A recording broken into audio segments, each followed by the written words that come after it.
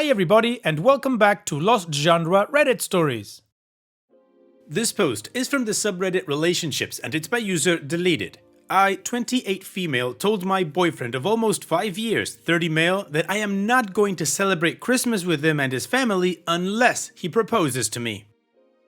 Am I asserting my boundaries or just being selfish? For context, I, 28 female, have been with my 30 male boyfriend of almost 5 years. In January, we will be celebrating our 5th anniversary. He has absolutely no problem advancing every other stage of our relationship, but is very nervous about getting engaged, even though he promises he loves me with all his heart and wants to spend the rest of his life with me, would be devastated if I left, etc., etc.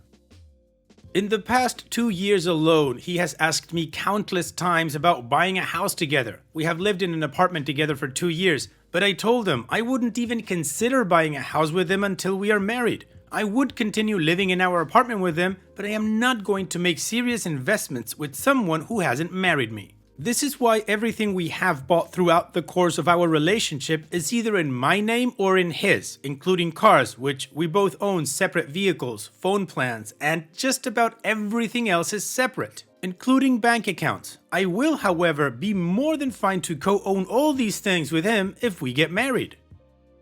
Neither of us wants kids, and I told him from date one that I am never having children, and if he wants any, then it is best he look elsewhere because I don't want my time to be wasted either by someone who changes his mind later. Also, I find it ridiculously stupid that guys are more than happy to have kids with their significant others but won't marry them. And even if I did want kids in the future, I wouldn't agree to have any without the signed papers saying we are legally married. He knows very well that I would like to get married to him, and every time we talk about it, he says, maybe one day. I think 5 years is more than enough time to decide whether or not you want to marry someone, personally. Honestly, even if he does propose now, I'm not even sure if I will ever be excited about it. I guess I have started to prepare myself mentally with the fact that he may never propose since at least a year ago, and have started to make peace with that and figure out what's next for me if no proposal is in sight. I don't know anymore. Last week, he excitedly brings up Christmas plans with his family and everything we'll be doing together that day. I get along very well with his family, which makes this situation all the harder for me as well. I stopped him before he got his hopes up too much and told him flat out that if he doesn't plan on giving me a proposal with a ring by Christmas, then I'm not spending Christmas with his family this year, and will be spending it with mine instead. Actually, the past 3 Christmases have been spent at his house, and we always need to see mine after the holidays, which has left a bad taste in my mouth as well. Despite me really liking his family, but it's the principle of me never getting to spend Christmas Day with mine because he always comes up with some elaborate reason why we need to spend the exact day on the 25th with his family. We always spend Christmas Eve overnight at their house, so those days have always been reserved for his family the past few years, which I am starting to grow some resentment over if I'm being honest. He said he was shocked and surprised that I'm springing this conversation on him. No, I made it clear years ago how much I would like an engagement around the Christmas holidays, so he has plenty of time throughout the year to plan a proposal and save for a ring. No, I will not be proposing to him because I want him to take some initiative for once when it comes to making plans for our future, because everything else always falls on me. Plus, I just don't have it in me to propose to a man. There, I said it, and hashtag sorry not sorry. I strongly believe in the notion that if he wanted to, he would. And that women are usually always more sure about their future with a man before he is. So I am a bit more traditional in regards to a proposal, and I always will be. That's just who I am, and this is not meant to dock other women who have proposed to their significant others. It's just not my thing. Oof, an ultimatum. OP, I agree with you, and I don't agree with you at the same time. I totally agree that you shouldn't do any major investments with someone you're not legally tied to, if you will. So yeah, buying a house and all of that, out of the question. And I don't agree with your ultimatum. Now, I know this is a point of contention and that some or many of you don't agree with my position on not liking ultimatums. Some have said that sometimes they, the partners, don't leave you a choice and that ultimatums is the only way to get things done. I absolutely disagree because, well, what happens the next time you feel an ultimatum is the only way? Is that the type of relationship you really want? One in which important things only get done how you want them under the threat of ending the relationship? I don't find that healthy at all. How's your partner not going to resent you for it? That's why I think ultimatums are toxic and a slippery slope that will end with the relationship. OP, I believe you should have left them when the feelings of resentment were big enough that you felt you had no other choice. But I've spent 5 years of my life on them. To me, that's the sunk cost fallacy. And finally, about ultimatums, I think the saying, be careful what you wish for, cause you might just get it, applies perfectly. Okay, commentary over, I apologize for how long it was. Now, what do you guys think about this whole situation? What would you do or what would you have done if you were in OP's shoes? Let me know in the comment section, and now let's move on to the community comments to see what they said. Trial by Thought says, you shouldn't have combined your wish to spend actual Christmas with your family and an ultimatum about marriage. These are two separate issues, and by combining them, you cloud the importance of them. Firstly, if he doesn't propose before Christmas, what is the outcome? If you stay, you simply show him you're not serious and he never has to marry you. If he proposes, you will always suspect it was because of your ultimatum. If he proposes, you spend a 4th year with his family while pushing your family into the background yet again. You have put yourself in a lose-lose-lose position. December 1 says, your post really resonated with me as I went through the same situation at 27 with my then boyfriend of 6 years, who I had lived with for 2 years. After 6 years of dating and 2 years of living together, he still wasn't certain about spending his life with me. I ended the relationship. A few months after we split up, he started dating someone new and was engaged to them within 2 years. They got married this summer. Take this story as you will. I'm sorry you're in this situation. You deserve better. Hope you're able to figure things out for yourself and still enjoy your holidays. Heart. Crazy Mom of 5 Boys says, LMAO, dude had the nerve to pretend to be surprised that you're getting sick of waiting on someday? Honestly, even if he did, I wouldn't say yes. If you have to back your significant other in a corner to get the proposal, then is it even real? You guys already live together, so it's not like getting married is going to change much of anything except for the legal stuff. I don't blame you at all for not wanting to own property with someone you aren't married to. Too many ways to get screwed if it ends. Also, it's pretty damn selfish that you spend every Christmas with his family. Go be with your family and think long and hard if you want to marry a man who you have to convince to marry you. And OP responds, haha, thank you very much. This made me laugh and feel a bit better. Actually, I believe it is high time for me to finally enjoy one Christmas with my own family anyway. And deep down, I know the proposal wouldn't be genuine. But I think I've just had enough of trying to bring up the conversation of marriage only to have him shooting it down every single time. So I think I officially have my answer on how he feels about it. Part of me just wanted the answer confirmed, I guess. Additional information from OP's comments. Even if our relationship does end, a part of me will not regret it or even see it as a waste of time, but rather as gaining experience under my belt of what I want in a future partner. I'm just so tired of him always changing the marriage conversation whenever I try to bring it up. So I used the holidays as a reason to finally deliver an ultimatum. I know the proposal would still suck for me if he did it just because he felt he had to. I don't want him to do it out of resentment or fear that I'm leaving. I just want to be honest with him about what my intentions are and what I want or wanted out of this relationship. But every human being has free will and I'm not handcuffing him to my arm at the end of the day. I know an ultimatum may sound immature and dumb, but every mature method I tried with him always ended up crashing and burning around me. And it's sad to say that my only immature method seemed to finally pull a reaction out of me. If he doesn't feel the same way about marriage, then maybe it is time to go our separate ways. I have mentally started packing all the things I need to fit into a suitcase in case it comes to this. I just need to get around to actually doing it. Honestly, all I want is for someone to be excited about being with me, and it doesn't seem like my current boyfriend fits that description. Maybe this new year I'll celebrate myself and find what I want instead of our 5-year anniversary. Smile face. I believe a decent partner would coordinate holidays with their significant other, and I think I need to find someone who does just that. Because I've put up with this BS for a while in my early 20s, I definitely know what not to do in my 30s. I really did try my best to understand his side of things, but he never fully gave me the opportunity to understand him in the first place. There is a part of me that really is sad about this, but good lord, I hope the next woman is either prepared for his BS or walks out a lot sooner than I did. And finally, for those of you assuming that I don't support him and his needs, the past few years have been entirely about that. In fact, I offered to take couples counseling with him this year in regard to this issue, but he denied my request and claimed that all therapists are quacks out to get people's hard-earned money. Alright, well, the community gave OP some things to think about and some support, which OP appreciated, of course, because it's always nice. And I believe OP finally came to the right conclusion that this relationship should have ended a while ago. So now let's move on to the update to see what happened next and how this story ends, but it's also time to show you another playlist like this one that only has videos with updates on them. Now let's move on to the update for this story.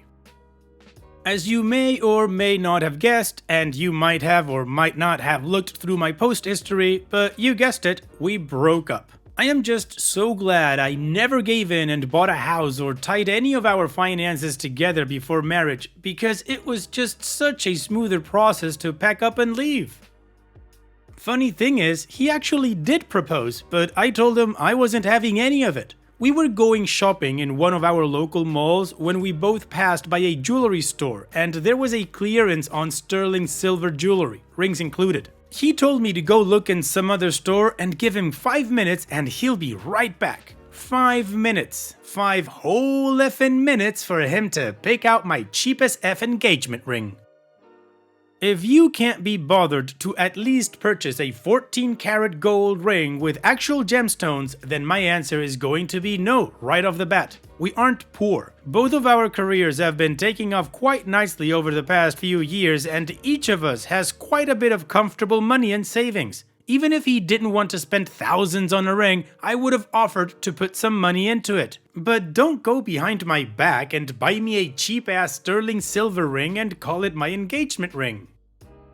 We were feeling hungry after some shopping and decided to get some food at the food court. He, a 30-year-old man, actually told me to turn around and look at something fake he saw in order to give himself time to hide my ring inside my rice that was probably worth more than the ring itself. He had it sticking right up on top of the rice pile by the time I turned around again, so I would see it in plain sight. I couldn't hold my emotions in anymore and bawled my eyes out right in the middle of the food court.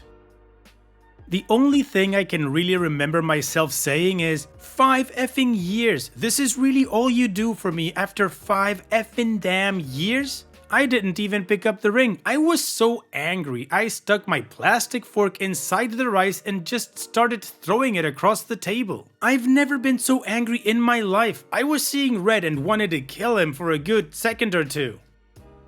He just looked at me the entire time as though he had no idea what he did wrong. I told him this was a major problem in our relationship. He never admits to doing something wrong and always tries to place the blame on the other person, me, for feeling any sort of negative emotion. He feels that anger or sadness of any kind is uncalled for in any situation because there are always ways to work it out, according to him. I cried even harder because of this and just sat on the floor covered in food. On top of this, he was saying that I lost the ring and that the moment is ruined anyway and that we might as well go home. I told him he can go by himself because I never wanted to spend another night with him, and how glad I was that I'd never need to look at that $28 ring as well. Our food, including beverages, totaled $35 for the both of us. You calculate how upset I was about that. And I don't want to hear any of this pick-me crap about how you'd marry him with a ring pop or a piece of string, because I'm just tired of him treating everything like a joke, and if he did decide to propose, it was the one thing I wanted him to take seriously for once. I wanted a magical Christmas proposal if he was going to bother doing it at all, and I don't feel selfish or spoiled for admitting that. For those of you who said I basically forced him to propose, There's no such thing, and I did not. No one forces a grown-ass man to do a damn thing. He has free will of his own as I do. But if there was no proposal in sight after Christmas, I still would have packed my bags and left. I have my parents to go back to as he does, so where he ends up after our breakup is no concern of mine. Well, OP, I'm gonna call this a very positive update because this relationship is over. It should have been over a while ago, and I will absolutely give you that your ex, what a piece of work. He was an idiot, yes. But also, you wanted a proposal. You wished for a proposal. You got one. A really crappy one. Horrible one, yes. But you did quote-unquote wish for a proposal, and you got one, just not the one that you wanted. So OP, here's wishing that this 2023, as you have said, is the year that you meet someone that is excited to be with you. All the best in the future, OP, and thank you for sharing. Take care. Now, let's finish this video with a mood booster post. This post is from the subreddit Malicious Compliance, and it's by user Intrepid She. Don't make others uncomfortable? About 10 years ago, I worked in a team of scientists, which is almost enough to drop the mic right here. Big smiley face. When one day our boss told me others perceived me as contemptuous. I was shocked beyond words. I certainly did not feel superior or feel contempt for anyone. I was so flabbergasted I was silent for probably 2 solid minutes. I asked for an example of when something I said or done gave someone that feeling. He said he couldn't divulge that information. Okay, then I asked for an example he had experienced or observed himself. He said he had none. I said, since I have no clue what I've done, how am I supposed to adjust my behavior? He said he didn't know. I said, basically then, I just need to not talk? He said he wasn't sure. I knew right then what to do. I am pretty introverted, and as a child, I didn't talk for years. I rarely spoke until I was about 13 years old. Got lots of notes from teachers about how quiet I was. I would answer questions when directly asked, but rarely spoke otherwise. So, my malicious compliance in this situation was easy for me. I just stopped talking except when asked a question. I made a point of smiling, showing I was listening, nodding in agreement, etc. I was extremely polite and agreeable. Pretty soon, some big issues came up that I had specific knowledge about. I knew how to solve them, but no one else asked. A huge conflict came up between 2 of our labs because one group wanted it one way and the other group had a different opinion. They fought and fought. People were having secret meetings in their offices to try to win, and when they finally arrived at the action they chose, it was wrong. In fact, both groups were wrong, and the whole experiment failed. It's important to know no one was hurt, no property damage or anything like that, just a lot of wasted time and expense on materials, but I never said a word. This went on for 3 weeks. The lab's budget had to be revised. They had to cut travel expenses, which I was okay with because I didn't want to travel anyway. So, no conferences for anyone. This is a big deal for a lot of researchers because it's how we get notoriety to be able to get grants, among other things. Finally, a colleague asked me why I hadn't spoken for so long and why I was so quiet. Was something wrong? I explained about being told others perceive me as contemptuous. She had the same expression I did when I was told. She said she didn't believe anyone had said that about me. I honestly was surprised again because I believed our boss. Then she asked me what I thought about the experiment design and why it was failing. I told her about the solution I believed would work, which was actually surprisingly simple. She recognized it had a good chance of succeeding and asked me to share the idea at the next department meeting.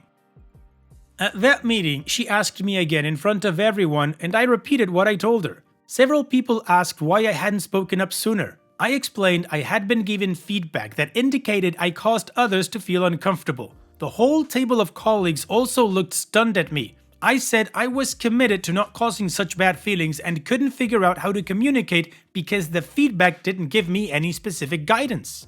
Everyone looked at the director at that point and he said we shouldn't discuss personnel issues. Ha, it was my issue. So I said, if anyone here perceives me as contemptuous and said as much to our boss, that's the reason I haven't been talking. If you don't feel that way about me, let me know and I will stop being silent. Someone else said we needed to hold a vote so there wouldn't be any more confusion or talking behind anyone's back. They voted 100% for me to talk normally and they didn't agree that I was ever contemptuous.